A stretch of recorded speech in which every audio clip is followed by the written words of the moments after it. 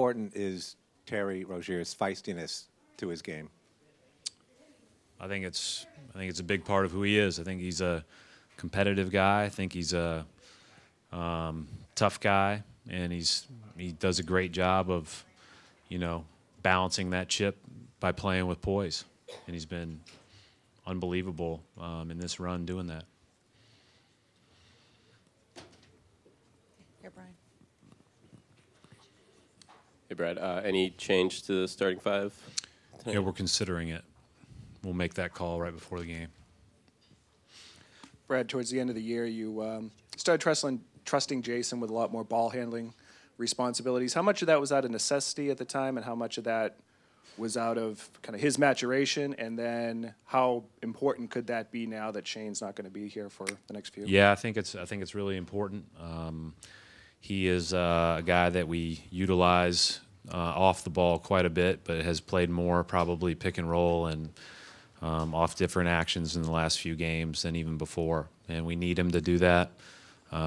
We need Terry, Marcus, him, Al, to kind of be our primary ball handlers with Shane out. And I think the hard part about losing a guy like Shane is he's another guy that can handle the ball, play with speed and everything else. And then obviously defensively he's brought us a lot in this series as well. What have been your points of emphasis on perimeter defense in the series?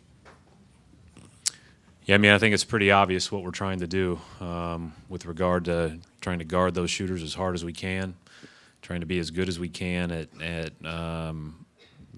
making everything contested. And, I thought in Philly in Game 4 beat us because they just pounded us in the paint, and really went after us. With Saric posting, with Simmons posting, as much as Embiid. And then, obviously it's a fine line because those guys are tremendous players. Then you have to make your call on what you do possession to possession.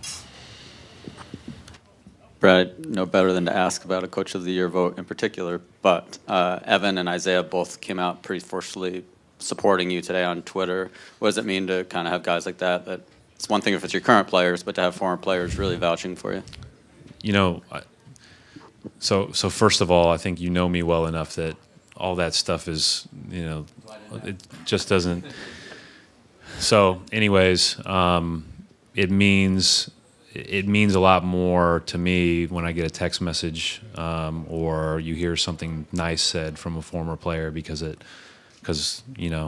those are the guys that are in the locker room and you're spending all that time with. But those guys know how much I appreciate and like them and enjoyed our times together, and so that means a lot. But like all the other stuff, like the coaching votes and everything else, the way that thing works is you get one vote.